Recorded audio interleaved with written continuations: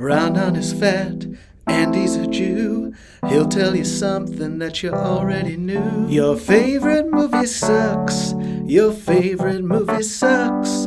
American Beauty or Forrest Gump. Your favorite movie sucks. We are back with another episode of Your Favorite Movie Sucks, the podcast where I rewatch my friends' favorite movies and tell them if it sucks or if it's great. Not that I'm the arbiter of anything. Did you not know that? You're the arbiter of you. I'm the arbiter of me. Well, now I'm wondering if you are going to shit on my movie. Well, no. Because I sent you a couple movies, and I was like, I wonder if you're picking the one that you think has the most potential to dunk on. No. It's the one that Kate was okay watching last night. It's a gal's. It's a gal's choice. Well, first of all, my guest today is the lovely, hilarious Katie Hannigan, great comedian. Check her out, follow her. She's hilarious. Please do. And we had your husband last week, so we'll filled have in your for mom me. next week. Yes. My mom would love to come on. Yeah, we'll do the whole family. Yep. Let's dive in to Bridesmaids. And I do. It was really fun rewatching. You actually really remind me of Kristen Wiig. Oh my God. Yeah. Thank you so Because much. you're both kind of, or at least her in this movie, is very quirky and kind of weird, but also guarded. Yeah. You know what I mean? And also a lot of being uncomfortable Yes. in situations. Yes. But where you can tell the person's uncomfortable. You know, like I feel like I don't know. It really reminded me of. It's such a strong character. Like the way nothing's wasted in that movie. It's like every moment is like she's always being pressured. She's always being put in an uncomfortable situation, and it's just so funny all the time. That's what I'm trying to do with my film that have been working on for 2 years, as I told you. But it's and Which you is realize. very good. I read the script. Very Thank funny. you. And now it's better, I swear. Or I'm just rewriting the same mediocre. I'm just rewriting different mediocre movies. I want to read it again. I'm excited to read the. But it's like you realize how hard it is, and then you look back at Bridesmaids and you're like, wow, nothing's wasted. Every thread comes together. Every setup has a punchline. It's just so complex. Yes, I where you saw it in theaters? I did see it in theaters. Did you kind of love it right away, or what was your? Loved it. I saw it actually with my two best friends, who I'm still best friends with. I had a huge bucket of popcorn. Now, were you these best friends? Was there any tension similar to Bridesmaids that kind of made it? Well, I will tell you that I was in both of their weddings, and they were both in my wedding.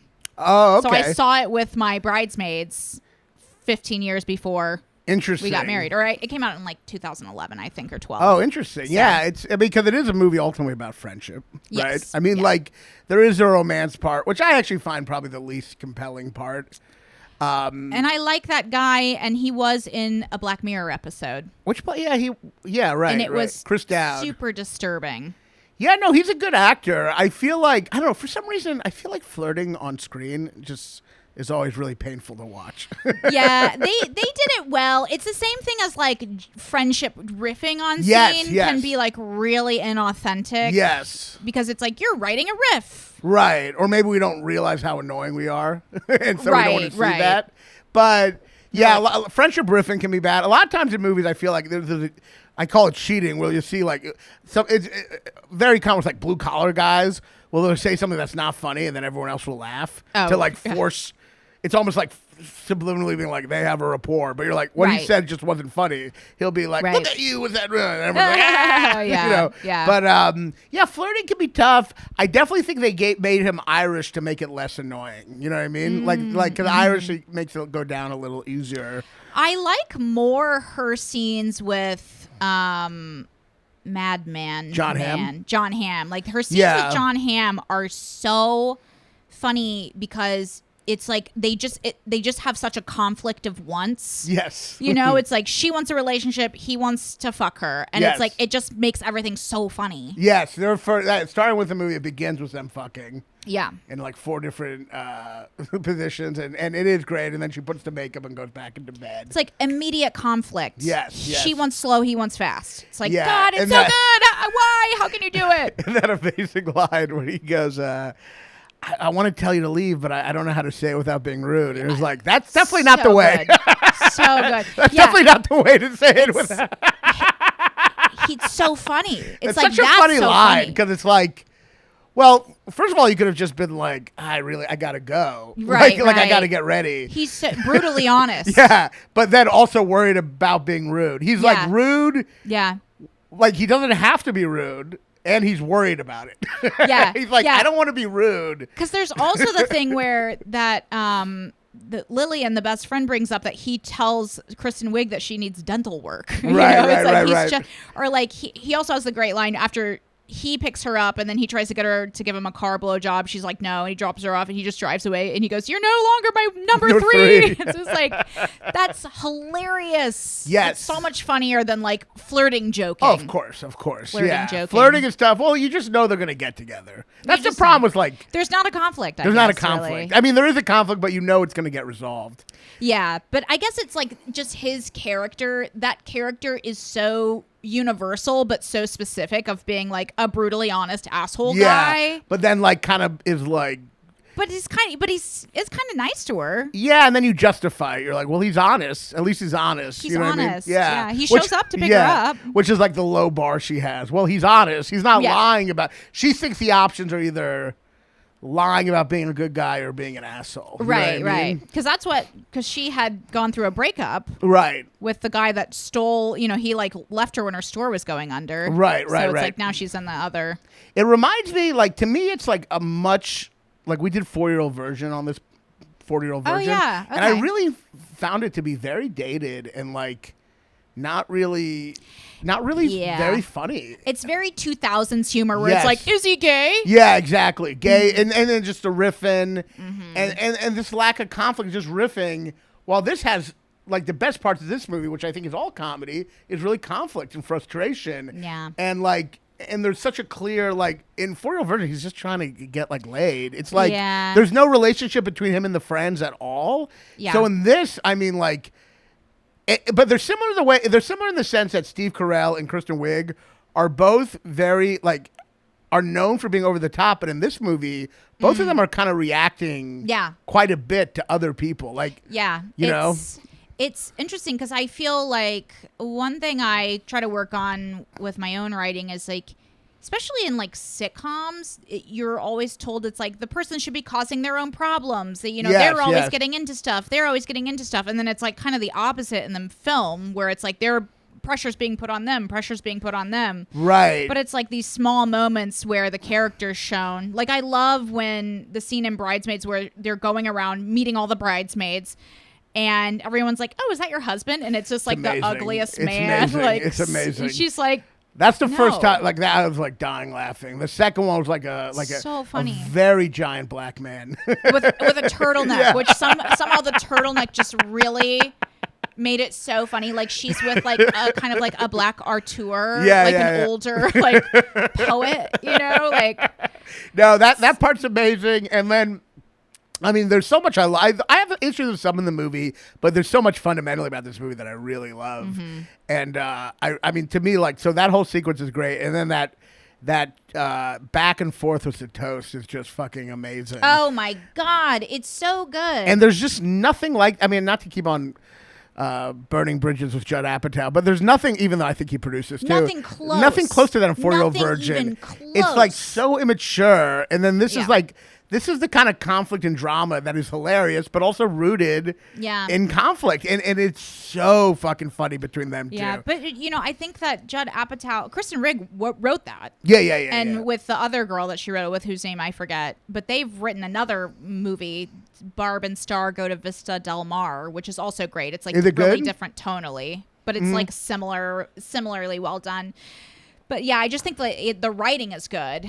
The writing's so great, tight. and it's based on this interesting conflict that like where you have her, she's like a mess, and then you have her best friend who she's like basically dependent on, or maybe even codependent on. It starts out she's like just humiliated constantly. Yeah. She's just at the lowest point in her life. Yes, and then.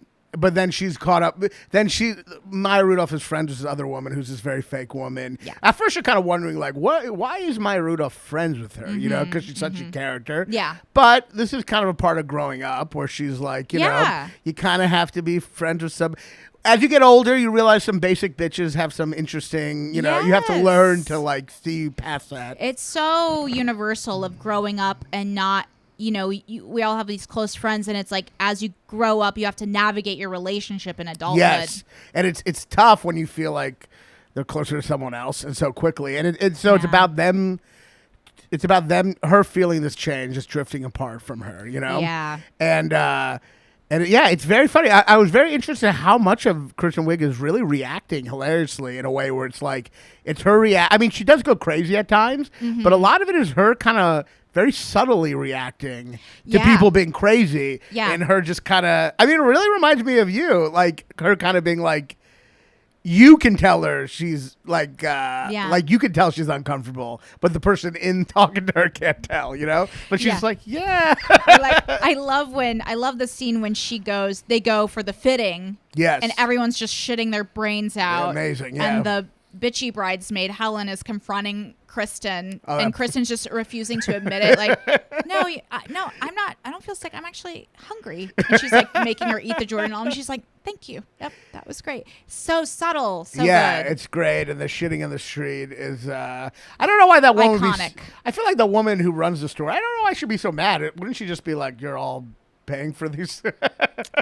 Yeah. She's like, oh my God. Yeah. What if she just got to be like, well, you're clearly paying for these. Because I know you can wear a dress in a store, but once you shit in the dress, it is yours at the point. Yeah. Well, I guess maybe she didn't want them to make the store messy because there was other appointments that day, I'm assuming, if they were booked solid. Right. But she's I guess I mean more when she's, it's not really a plot hole, but like when she's more upset when Maya Rudolph is running down the street. She's like, no! And it's like, what? You're just going to charge her.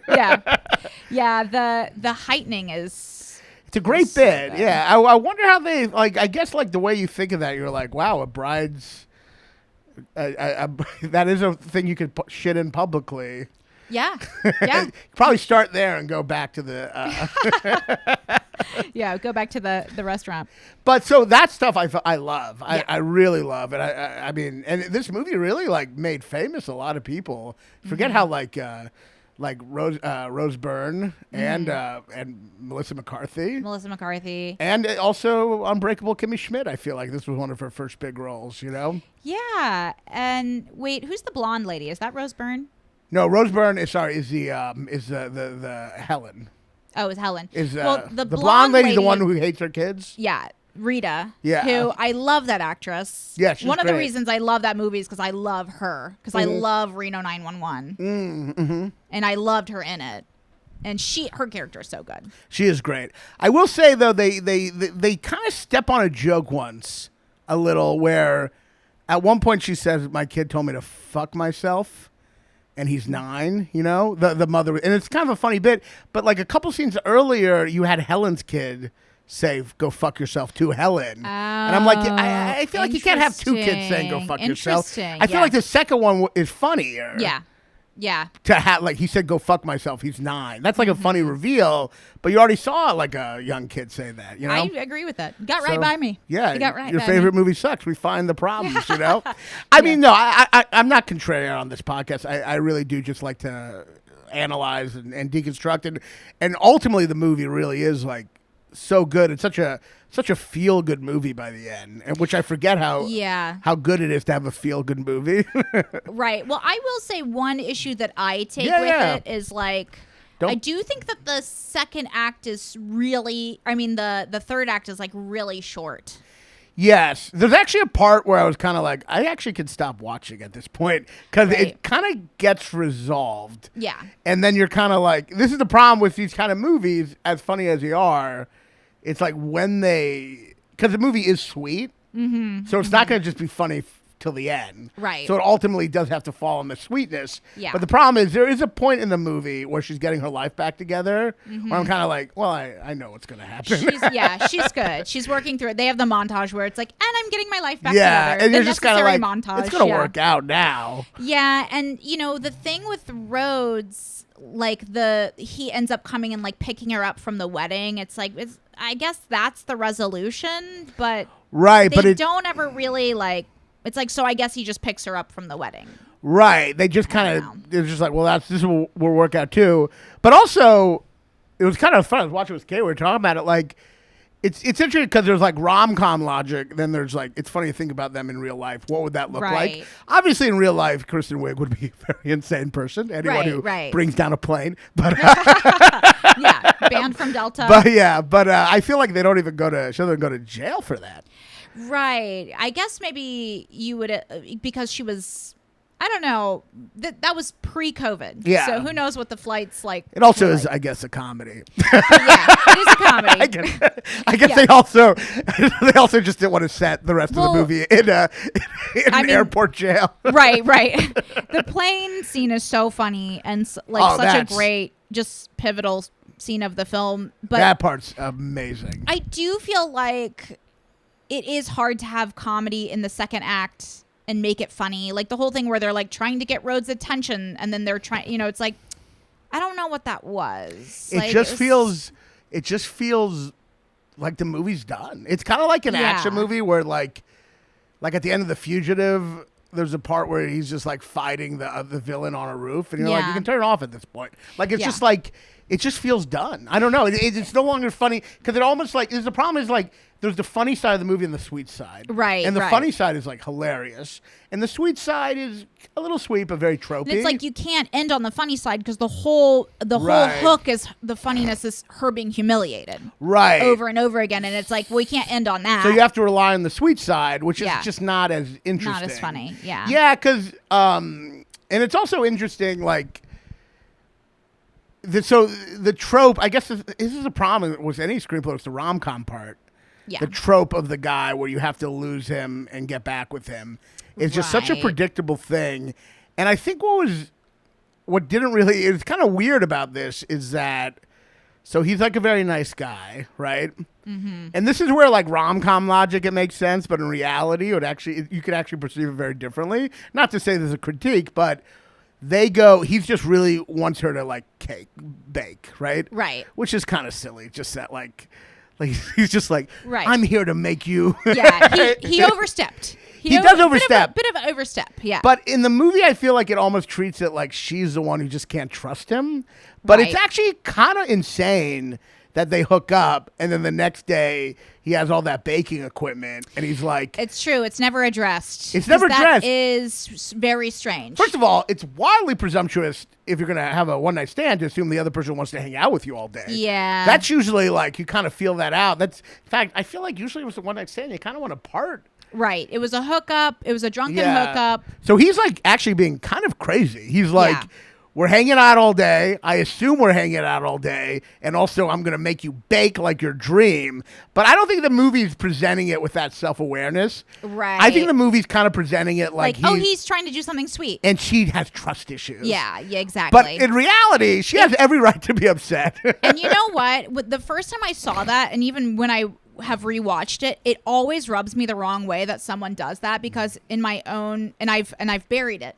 I've buried my own intuition, but it's like, who wants to get up after you've been like having sex all night and then now you're like with food? It's gross. It's controlling. Yeah. Yes. He's abusive. He's abusive. It's controlling under the guise of like, I'm here to make you pursue your dream. I mean, honestly, like, you make me breakfast. What are we doing here? Right. Like, and it is a lack of boundaries for him to be like, you should cook again. First of all, she was right to leave. Yeah, she was. Yeah. And also, maybe she doesn't want to cook again. It's not really like, I've done this too with women in the past where I'm like, you should do that thing you want to do, but really I'm just wanting her to like me.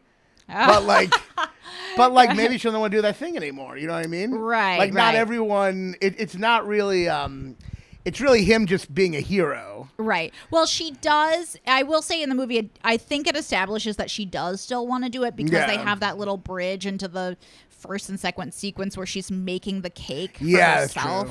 But it's also... Or the first and second act. It's kind of, I mean, I know maybe there's not much they can do, but it's so stupid when someone, like, you're like, just go back to it if you want to go back to it.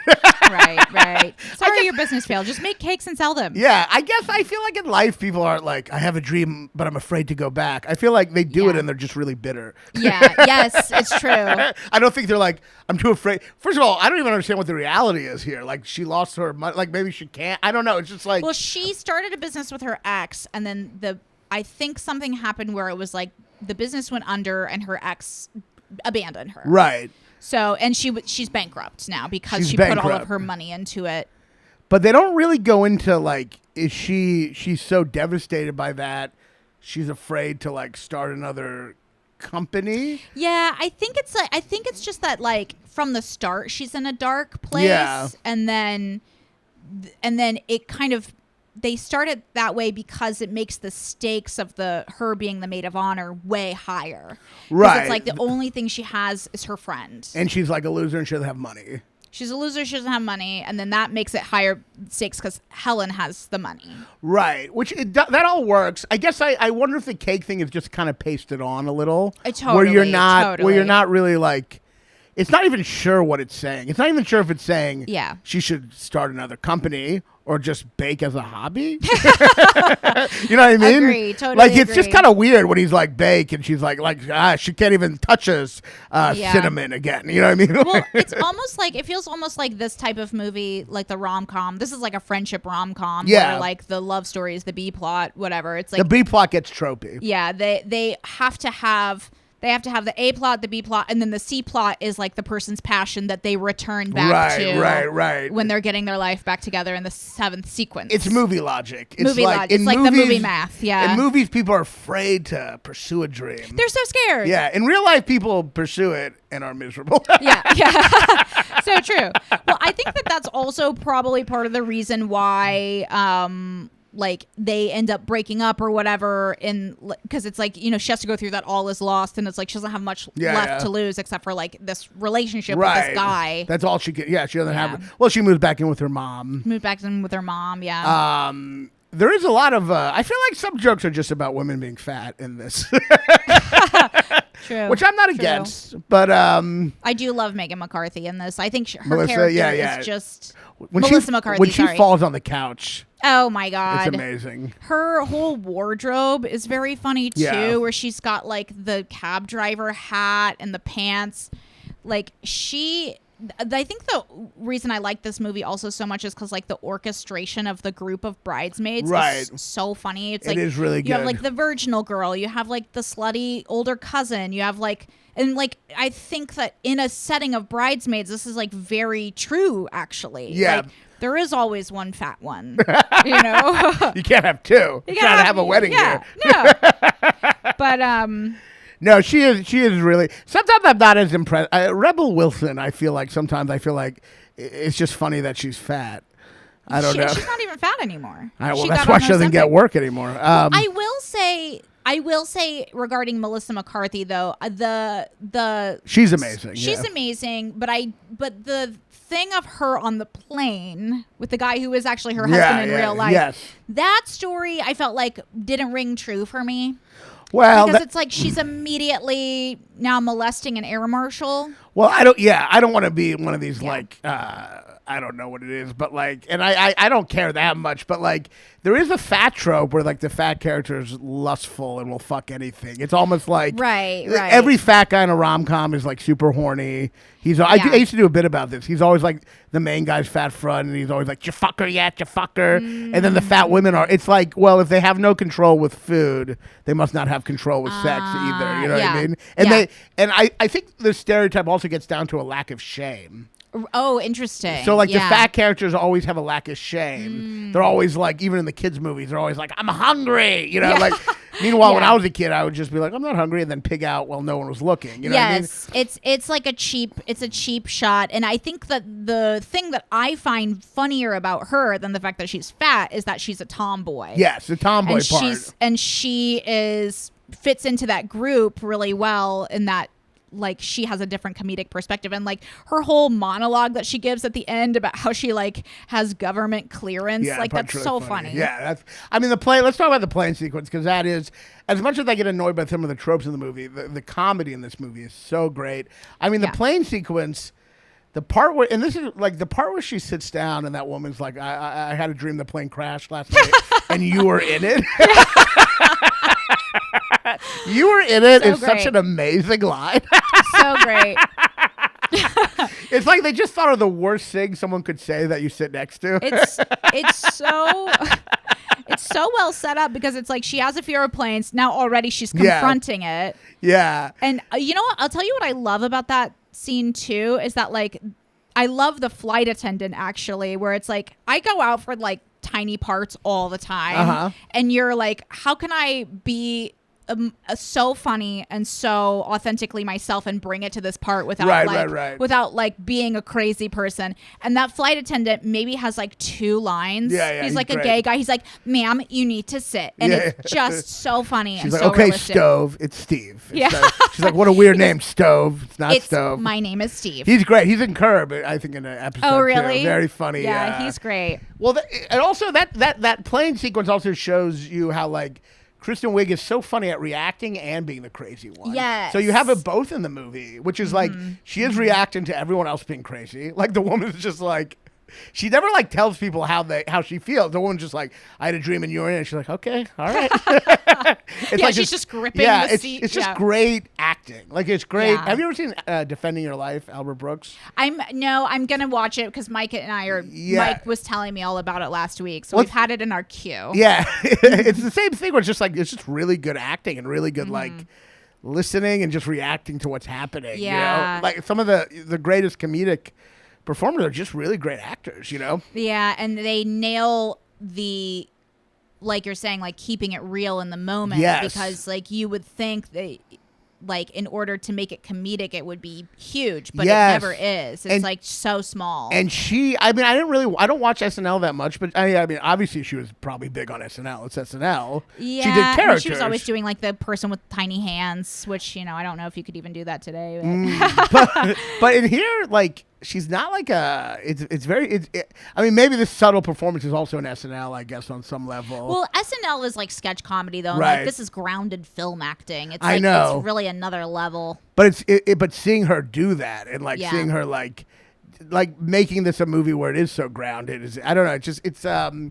I guess it does remind me of Albert Brooks in a way, who also did crazy stuff comedically, like crazy characters. But then when it came to his movies, there was like a groundedness to it, a subtlety. But then she also is like, when she goes crazy with Xanax, she's hilarious. And maybe one of the funniest lines ever when she asks Helen something and Helen says it and she just mocks her to her face. Oh, that might be. Yeah, I love it. Like, you do? Yes. I love it. I love that part is amazing. Everything's falling apart on the plane, and she goes, they won't let her sit it. She goes, please help me, I'm poor. So funny. So funny, and such a great example of how you can, like, when you're writing, that you keep doing actions in the scene and not just like, I feel like my natural tendency is just to fall back on the dialogue. Yeah. You could write that whole scene with it just being dialogue, and it wouldn't be funny. It's like the things of like her gripping the armrest, her mocking her. Yeah, it's incredible. Yeah, and it's like that. That must be like the 4th sequence, right? And fourth like big like sequence is that. Yeah, the movie has these kind of big, really big sequences, which is also why, like, once again, like.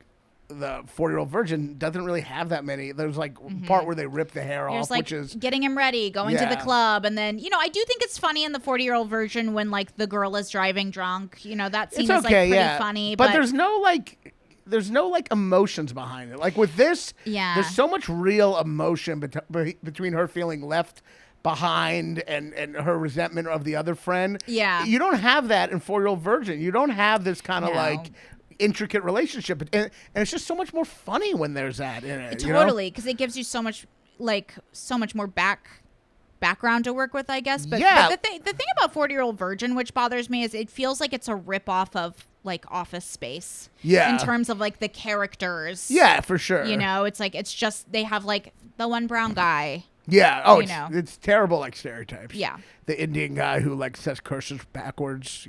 Yeah. Fuck you in your fucking face. Yeah.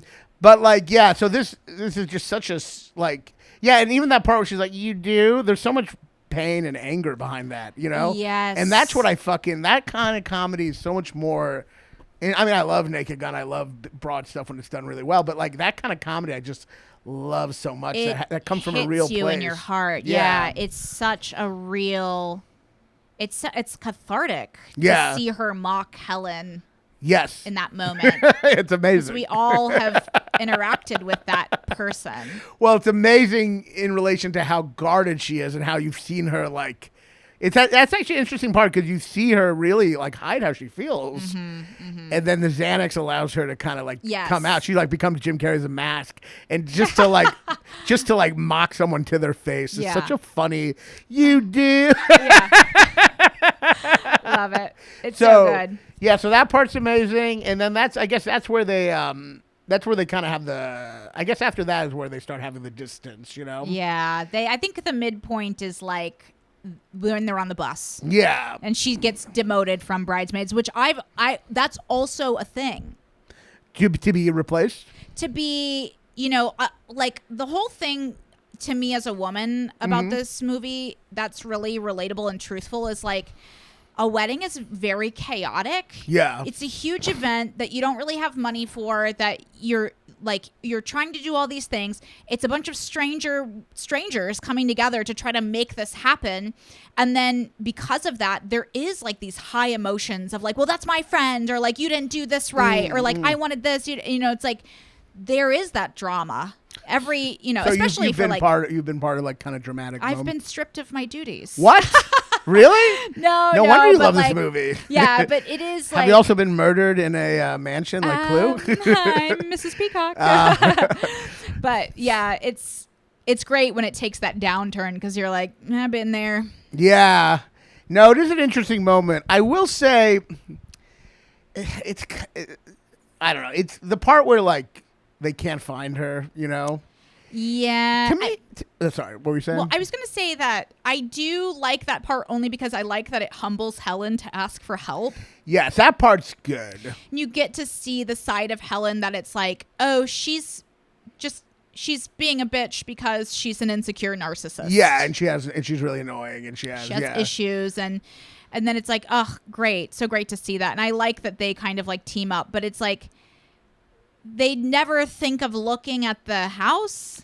Right. That isn't the first place that they think. Right. And like, also it's like, I guess when my issue, I do like that scene with her and Helen. I think that's a good scene. I like when she's like, I'm not feeling bad for you. It's just kind of funny. Yes. And you do like, it's not really as like, it's not saccharine really, because Helen is just being manipulative that entire time. Yeah. It isn't like a moment of really, Helen's literally just like just lying about, just trying to say anything. And then it's really funny. She's like, and I don't think the food got us sick. She's like, it definitely got us sick. Yes. So that's a great scene. And the saccharine, it's not saccharine really at all, which is what I like. Part of my issue with her in the bed when she finds her is Maya Rudolph kind of just says exactly what Kristen Wiig would hope she would say right then. And I don't know. I mean, maybe it's not fair enough because maybe that is something she'd be going through. But so much of it feels like just such a victory for Kristen Wiig in that moment. It does feel like, I think that's part of the reason why the second act just feels really short. Yeah. Because it's like, it's just like the stuff with the cop guy where they're driving back and forth in front of the car. It's like, I guess that's kind of like trying to do something and they're getting like put a little on the back foot, trying again. But it's gonna, like, it's gonna fucking. Yeah, I feel like it might be, a little more interesting if maybe she crashed the wedding or something, Right. Like I guess what I'm saying is, and I really believe this, I think there's so much great comedy in it. Yeah. I don't think it necessarily needed to have the tropes that you don't question. I think it could have done. It's still very good, but I guess what I'm saying is it could have been better even. Like it could have I don't think you always need saccharine stuff in a movie, and I don't think I think the Chris Dowd part it actually gets kind of weird because. Well, she doesn't need to end up with him for it to be a happy ending. Exactly. Like he could have just not come to the wedding. It would have been more feel good actually if in a weird way it would feel more feel good if she moved on, but it felt more real than just everything being pat and resolved. Like, Totally. you don't feel joy when he's there at the end. You just feel like that's what they wrote. Because, and part of the reason you don't feel joy is because he's being such an asshole That's the earlier. other thing. He's an asshole earlier, and what's weird is that, like, so she gets a little mad. So this is where the trope stuff doesn't work out. Because they're trying to have the trope where they have to they have to separate, right? Yeah. But for them to separate, they make him wildly too upset about her leaving that day. Right. Like, wildly too upset. Like, it actually doesn't make sense. He, like, will not forgive her. Yeah. All she did was just walk out. Like, it's... Yeah. Well, she did not answer his calls, though. Okay, that's true. So that's part of it. But, like, the minute she sends him that cake with the carrot, she said the cake. he literally, like, closes the door on it. Come on. Yeah, it's like now she's dating another nut job. Yeah. Don't you think that carrot should have resolved it? Should have resolved it. She made a fucking... Once you make a cake... Yeah. He's telling her he wants her to bake again. She literally makes a cake based on their inside joke about the one dirty carrot. Yeah. And then he slams the door on it. To me, that's just them following the trope where they can't get together they yet. have to do the all is lost. All for is them lost. To get back in the end. But it goes against his character because he's like a sweet guy, but he's not actually. He actually would be kind of like, crazy. He is a cop. Yeah, yeah, exactly. He's not a good guy. He's not a good one. He's like a psycho. He's like he has killed someone. like even like he slams the door on it. It's insane. Yeah, that's a really great point, and I totally agree with it. Yeah, it's like you're like. He's just not forgiving her because that's what the movie needs. Yeah, it's like, oh, so you're going to be in a relationship with him now? Good luck. They don't even, which is so funny. They don't even, so the cake thing happens. She leaves. Does he just then magically show up at the end? He explains it that someone, I think maybe he explains it somehow, but like she didn't have a car because remember she was getting her car. Oh, she got the car. Oh, the Cosby thing. I also didn't realize, was this Cosby rape Cosby or just Bill Cosby? C-O-Z-B-I. No. I know that, but when the whole joke is like he sounds like Bill Cosby. The name of Bill Cosby. They're like, don't bring it up. He'll get mad. Was this pre or post rape? I didn't know. It was in 2011. It's actually pre. So it was just the fact that he, not God, pre the rape. prescient. Yeah. Well, he's just embarrassed he has the name of a celebrity. When did that all come out? It couldn't have been 2011. Well, Wow. I feel like Hannibal Buress said it. I don't. But it was way later than that, I think. Right. It was like 2014 or 13 maybe.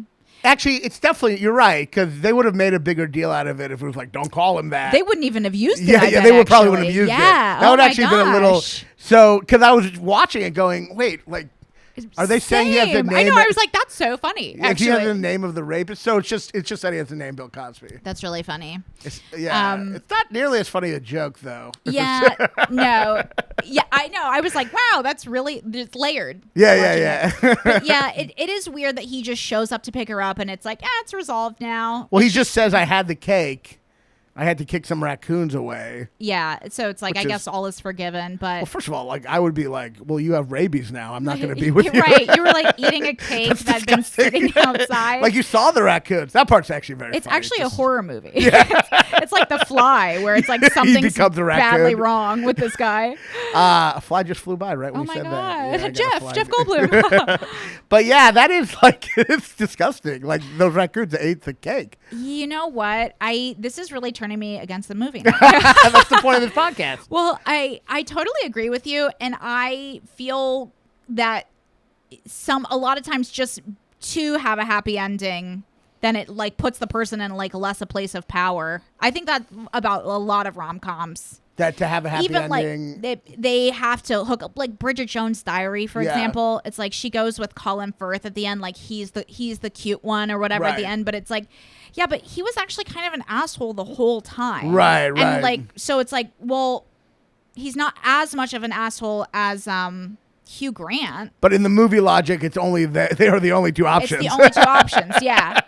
So there's it's like, not like wait for someone better. You like, well, how about a movie where it's like, I'm good. Yeah, I guess that's the problem with rom-coms. It has to just be the choices already in the movie, as opposed to what we all do, which is just be like, I'll be alone till something better shows up. Right. Because then it's not a rom-com. Right. It has to have the romance. It would just be a com. It would just be a regular com. But that's why rom-coms, to me, don't necessarily work quite a bit. I think that rom-coms is a larger umbrella that means comedies for women. Yeah, I've always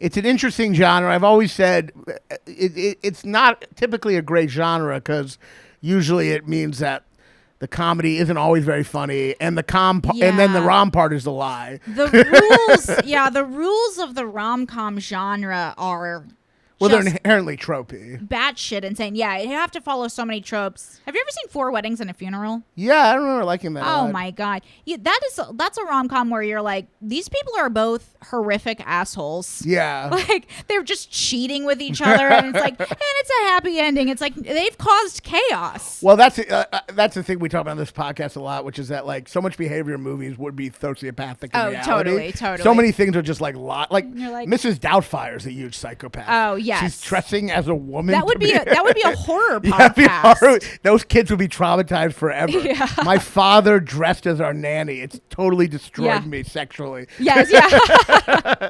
But lying is such a big part of movies. Yes, and because my movie that I'm writing. Thank you. 2 years in the bank.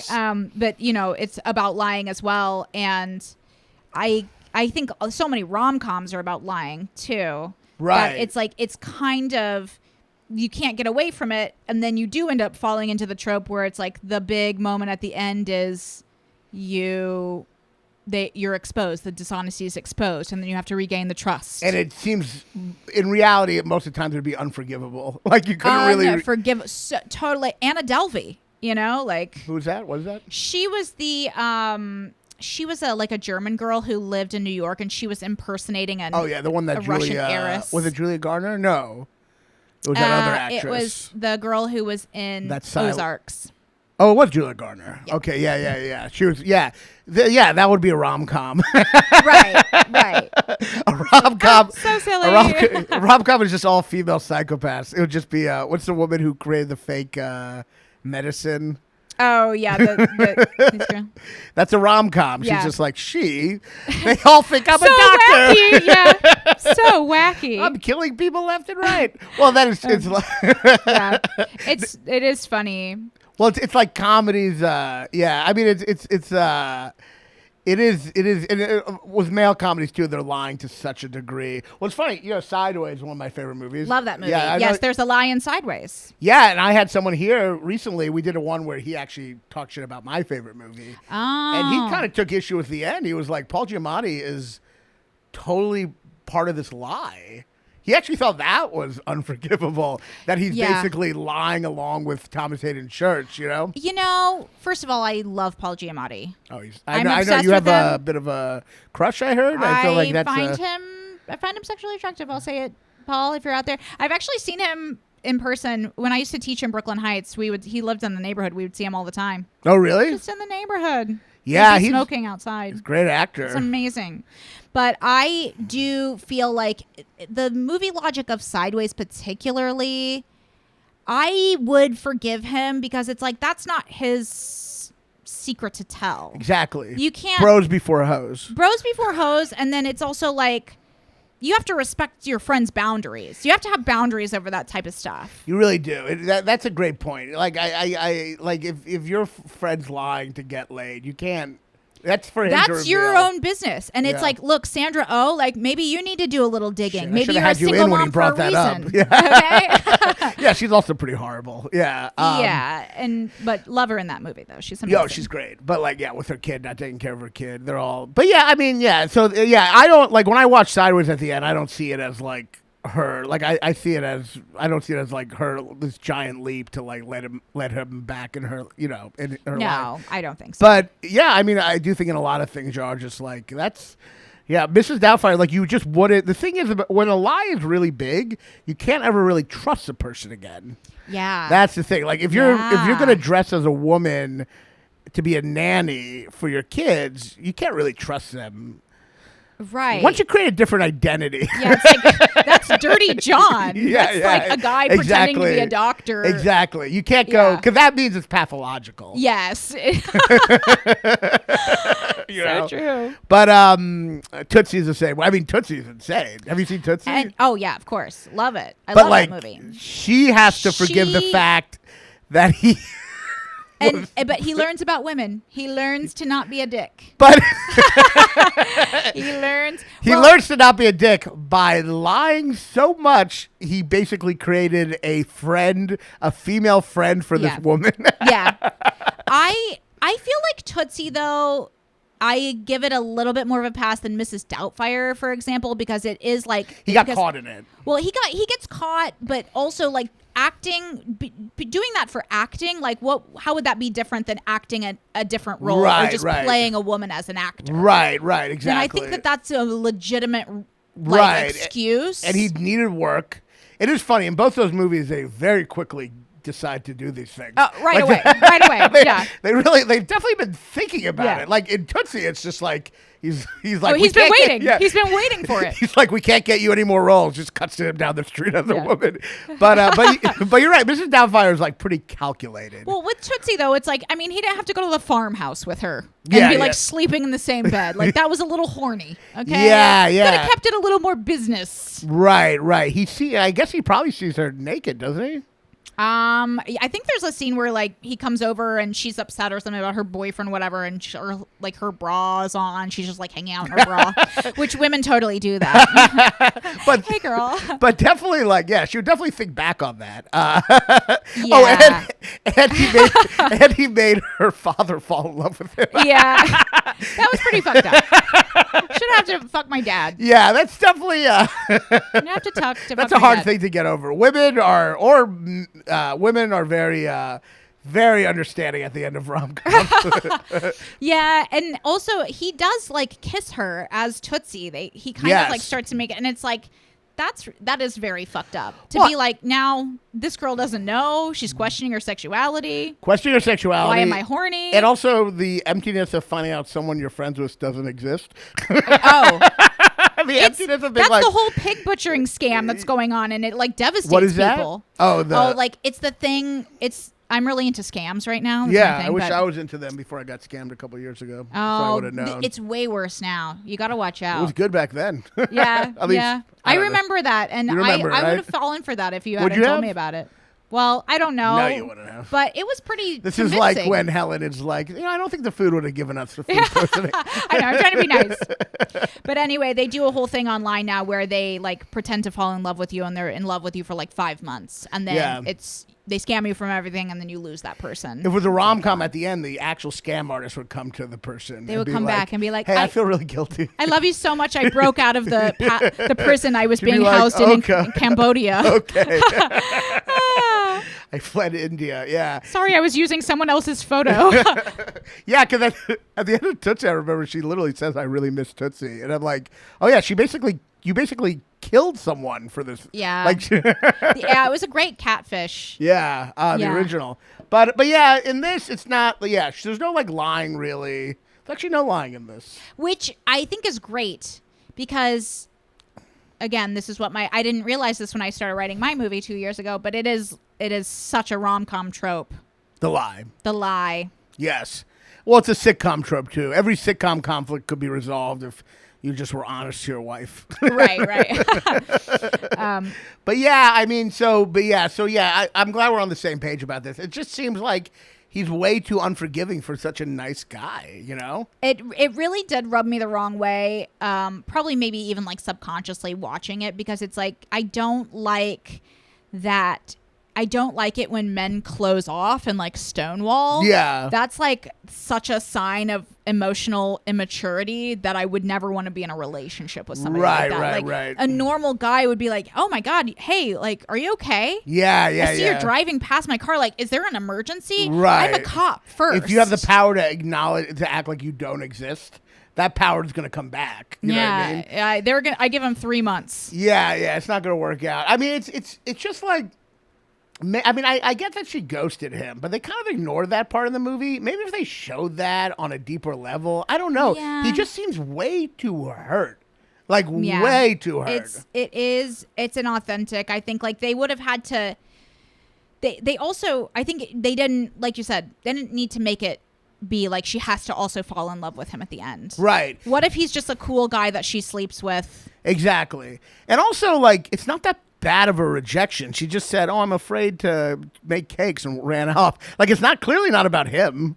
Right. He clearly did something fucked up and weird. Yeah. And then it's like she ignored his calls, but it's like they only slept together one time. But she's not like, "You're ugly." She's just like, "Oh, this is going to," like, it's clearly like he was just like a little too like I don't know. It's just he's like You're way right, too hard. because it's like they weren't dating. No. Like sometimes you hook up with somebody and then you don't really get back to them, and then in like 3 weeks you're like, "Hey, what are you up to?" Yeah, and it's like that's exactly. If they were fully dating and she ghosted, okay, yes, that's grounds for.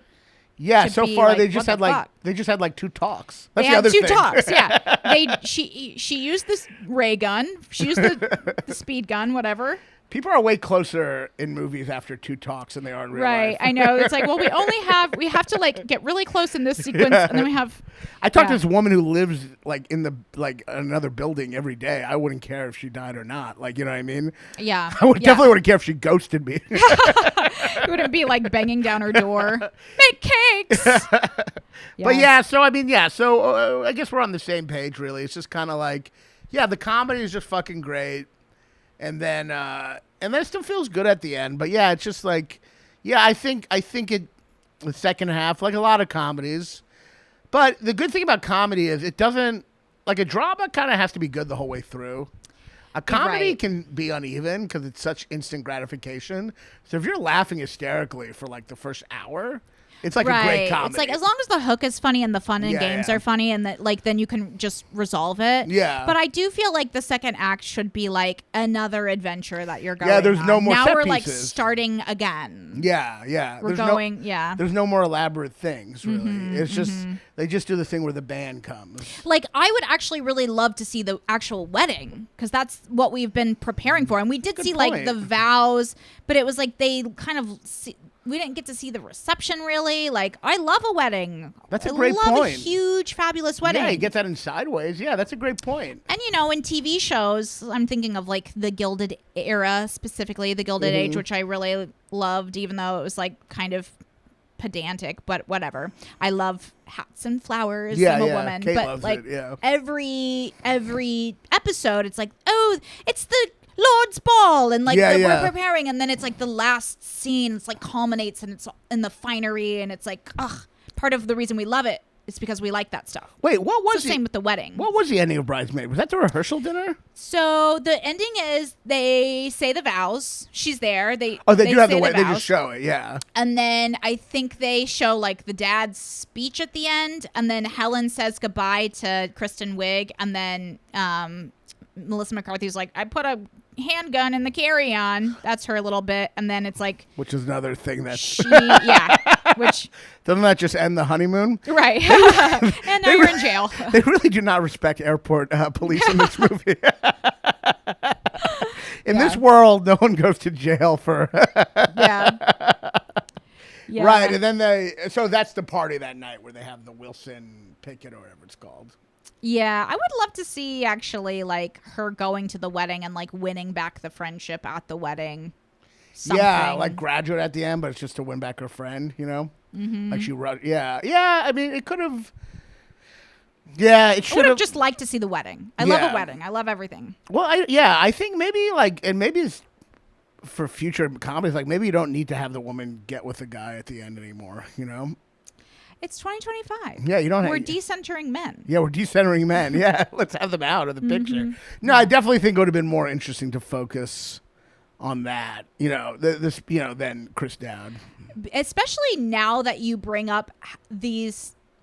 Actually, now I'm like, holy fuck! Like there were so many red flags with Rhodes. He overreacts. He's like stalking her. Yeah. Then he stonewalls her. Yeah. Then he's like shitty. Shuts the door on the cake. Yeah. Shuts the door on the cake. It's like, wait, maybe she should be like, tell him to fuck himself. I want to see that scene. Yeah. It's like she's going back into the same bad relationships. Yeah. John Hamm's worse because at least he's honest about it, you know?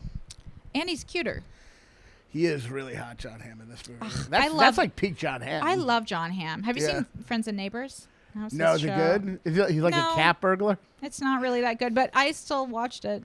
You know what? It was good enough to watch if there's nothing else on. It's just tough. Shows are so violent now. I need like rape and murder. I can't have just someone breaking into a house and stealing jewelry. It's also a really flawed premise because it's like, so he just is a burglar. It's a hook that goes nowhere. Burglar seems like just such an old thing. I don't know. Yeah, is he like climbing on roofs like a cat burglar? He like sneaks into people's houses and stuff. And it's just like, it's not interesting because there's no other people there. He has like people that he works with, but it's like very kind of like action movie car chase where it's like, well, I don't know. I need there to be like drama. Right. Things happening for me to be engaged in it. Yeah, it looks really boring. It's terrible. But again, I love John Hamm though. He is great. He's so great. cute. And there's a plot line where he like gets back with his ex-wife that kind of like carried me through. So it's like, at least they had that. It's interesting though. He could never be really a lead in movies. It never worked really. Really? Yeah, I don't know. I think like I don't know what it was, but he was never like the lead. Like it worked so well in Mad Men, and then he'd always just kind of be the side character asshole in most movies. You know what I mean? You know, Elizabeth. What's her? God damn it. Elizabeth, the girl, Peggy. It's Elizabeth something, right? Moss. Yeah. Elizabeth Moss. She was actually blew up the most from Mad Men. Definitely. Oh yeah, she is way more. She's so much huger than John Hamm, but she's a Scientologist, so. So she had. That's why. She like believed it or whatever, or. They probably like lifted her up, you know. They probably. Oh, you think they're like, you talk about them like people talk about Jews in Hollywood. You're like, she's got connections. Well, that's their whole thing though. Have you seen Going Clear? I did see that. Yeah, I read the book. Actually, I didn't see it. I read the book. Well, I think, isn't it, that's kind of like their whole thing is like they want to get her up because she gives money to them. She gives all of her money to them. So they help the campaign. Because they also have like John Travolta and they have Tom Cruise. I almost said Michael J. Fox for some reason. I don't know why. That would be crazy. No, he has Parkinson's. He would be like, Scientology's not working.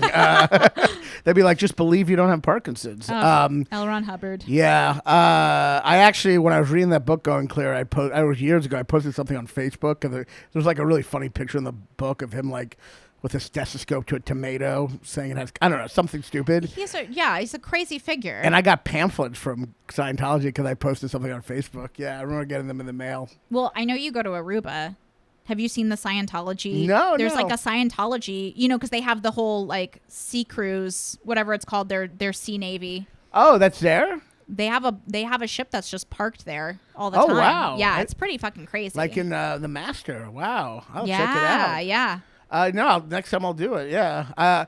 Well, also maybe John Hamm is like, maybe he needed to be younger in movies to then age with the movies. Maybe putting him in the movies now, he's just like a 50-year-old, you know? Yeah. Like George Clooney can be old, but we remember him young. You know what I mean? Right, because then also somehow he can still play young, which I find infuriating. Right. It's like, I won't watch a movie with Nicole Kidman in it. I'm like, she's not 30, okay? I can't buy it. Yeah, it's like she should just be grateful anyone's hooking up with her and Baby Girl. Let her, yeah. God. But she's like, also, like, her face looks so fake to me. I know. You know what's so funny? I was watching, speaking of fake plastic surgery, I was watching the preview for the new I Know What You Did Last Summer. Mm-hmm. And I was like, no one's hot in this movie because all the actresses from back when come back with all plastic surgery.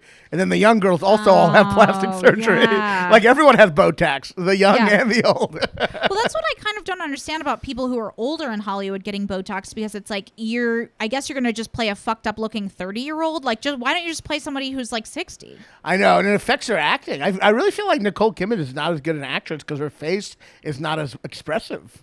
I mean, I just can't stop. I'm like, she just has huge cheeks. She looks almost like Gina Davis. How fucked up her plastic surgery I haven't seen her. She's really bad? She's really bad. And she's Mensa. You think she'd be smart enough to do that?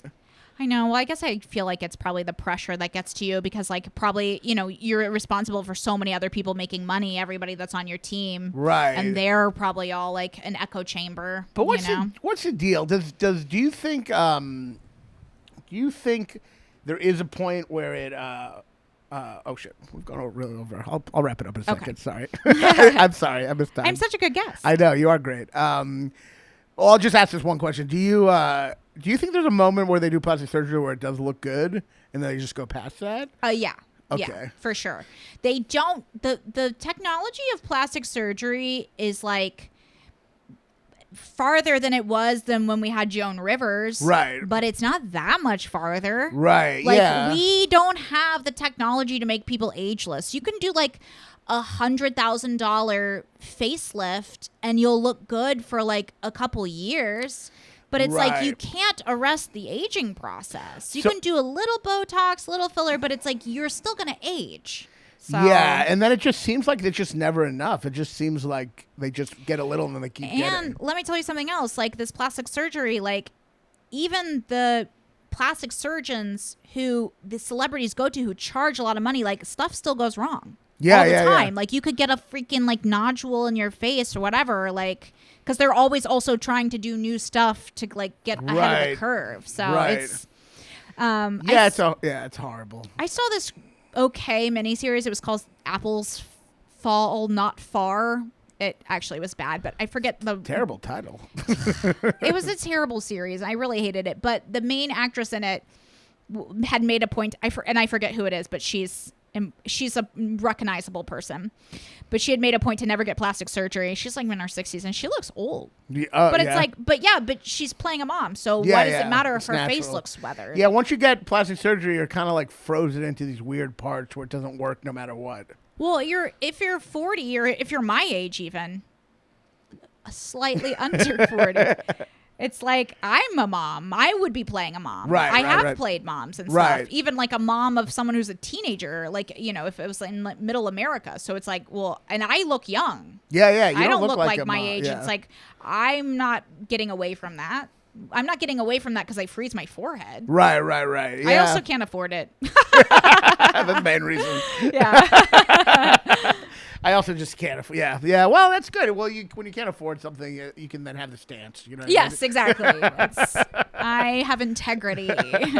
Well, this has been a really fun convo. Thanks for coming on. Do you have any? Yes. Do you have any plugs? Thanks, Raanan. I have a podcast called Lady Journey, which I am wearing the shirt now. I know it's like so weird to wear your own merch, but it's laundry day. I have a podcast called Lady Journey with Sarah Talamash, and we used to film it here. That's right. In that room, right? Over back in there. Yeah. And I'd love it if people would listen. We talk about our journeys as women and people. Yeah, and then she has a kid now, so this interesting dichotomy. Yeah, we mostly talk about we'll just talk about stuff that's going on with us. Like I went to a wacky spa on Governor's Island. I talked about that, and then sometimes Sarah takes it really dark. You know, I've seen her do that. Yeah, so it's a mishmash. It's fun. But they're both hilarious. So check it out, Lady Journey. And check me out on, I'm going places on the road in October and November, punchup.live/Raanan/tickets. Did you have any other plugs, by the way? I didn't want to that's good. I'll just keep it Did I cut you off? No, you're good. Sure? Okay. Do you have people in Boston that listen? Yeah. Okay, well, I'm going to be in Boston January 23rd. So I want to plug that, and the 24th.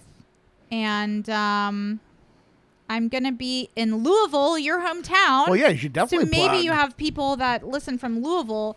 I'm going to be in Louisville November 7th and 8th at Planet of the Tapes. And it is a door deal, so I really hope I sell tickets. Yeah, come out to see her, Louisville people. Come out. I'm very funny on stage, She's great, if you can believe it. I have a great act. She's great. Check her out, Planet of the Tapes, November 4th and 5th. That's awesome, yeah. 7th and 8th. Oh, I'm interrupting you and giving them the wrong day. November 7th and 8th. Sorry, November 7th and 8th. Check her out. She's hilarious. Thank you so much for doing the pod. It's been a great time. Raanan is fat and he's a Jew. He'll tell you something that you already knew. Your favorite movie sucks. Your favorite movie sucks. American Beauty or Forrest Gump. Your favorite movie sucks.